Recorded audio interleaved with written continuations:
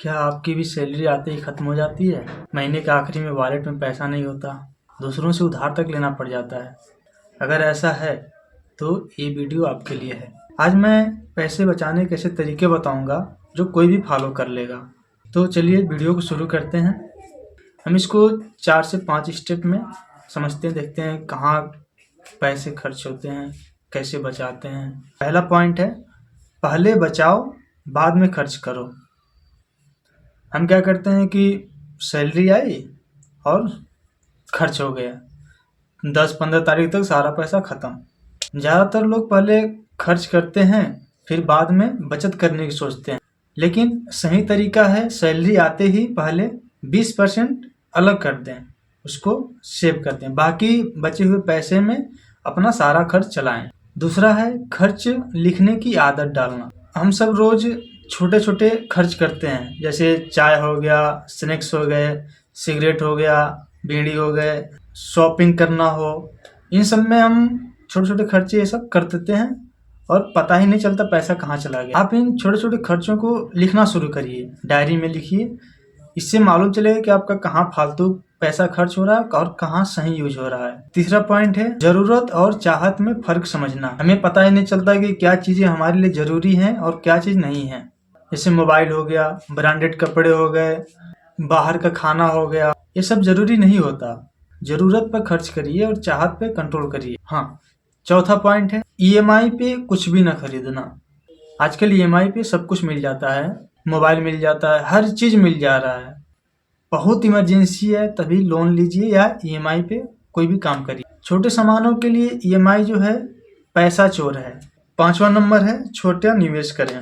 Saving को bank में मत रखो, इसको एफडी करो, एसआईपी करो या फिर आरडी कर दो।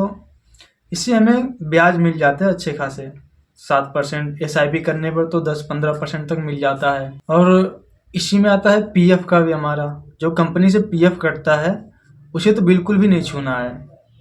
हम सब क्या करते हैं कि जब थोड़ा सा उसमें पैसे हुए वो भी निकाल कर खर्च कर देते हैं। भाई इस तरह कभी पैसे बच नहीं पाएंगे। जब यहाँ से सोच बदलेगी ना तब जाकर के सारी चीज़ें सही होंगी। आजकल पैसे कमाना मुश्किल है, लेकिन उससे ज़्यादा मुश्किल है उसको बचाना। आज से एक छोटा कदम उठाइए। आज की एक छोटी सी बचत कल के लिए सिक्योरिटी का काम करेगी। अगर आपकी सैलरी 20,000 रुपये है, मिनिमम मैं 20,000 ले रहा हूँ, 20,000 है, बाहर रह रहे हैं, खाने पीने रूम का 4,000 रुपये उसको मान लेते हैं। उसके बाद आप 20% निकाल लीजिए सेविंग के लिए। उसे आपको छूना ही नहीं है, कभी नहीं छूना है। और उस 20% यानी कि 4,000 रुपये जो है उसको इन्वेस्ट करिए, एसआईपी में लगा दीजिए, एफडी कर दीजिए। अगर लगता है कि 2 से 4 साल में, आपको लगता है कि 5 साल में मुझे इस काम को करना है, आप 5 साल के लिए एफडी कर दीजिए। उसके बाद वो पैसे कुछ ब्याज मिल जाता है उसमें, 1-2 हज़ार रुपये हर महीने निकाल लीजिए। रोज़ कपड़े तो खरीदने नहीं है, हर महीने कपड़े खरीदने नहीं है, तो थोड़ा सा पैसा उसमें बचा लीजिए, 1,000 रुपये के आसपास हर महीने। 2-3 महीने में 2-3 हज़ार हो जाएगा। जो 8-10 हज़ार रुपये बच रहे हैं उसमें अपना पर्सनल काम करिए।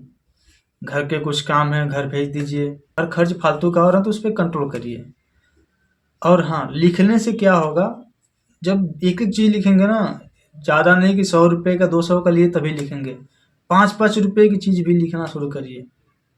बहुत मायने रखेगी ये चीज़ें और इससे मालूम चलेगा आपको कि कहाँ फालतू खर्च हो रहा है। हमने कई लोगों को देखा है कि उनका 2 से 3 बार सिगरेट पीना फिक्स है। अगर वो 10 रुपये की भी मिले, 30 रुपये जा रहा है एक दिन का, 1,000 रुपये महीने का ऐसे चला गया फालतू का। उसे मिला क्या? थोड़ा सा 5-10 साल अपने आप पे इन्वेस्ट कर लो, उसके बाद तो आनंद मिलेगा ही, नहीं तो फिर बाद में पछताना पड़ेगा। कुल मिला जुला के पैसे बचाने का एक ही तरीका है भाई, कि निगरानी रखो उस पर, तुम्हारा एक एक पैसे कहाँ जा रहा है, उसका सही यूज हो रहा है कि नहीं हो रहा, कहाँ फालतू खर्च हो रहा है और कहाँ सही हो रहा है। तो फिर बिना लिखे बिना उसको नोट किए ना पॉसिबल नहीं है कि हम याद रखें। इंसानी दिमाग इतना तेज नहीं होता है कि सारा कुछ याद रख पाए, महीने में कहाँ कितना गया। जब हम लिख लेंगे ना उसको तो मालूम रहेगा कि हमने इतना सही यूज किया, इतना ख़राब यूज किया, हम उसको अगले महीने उसको कम करेंगे।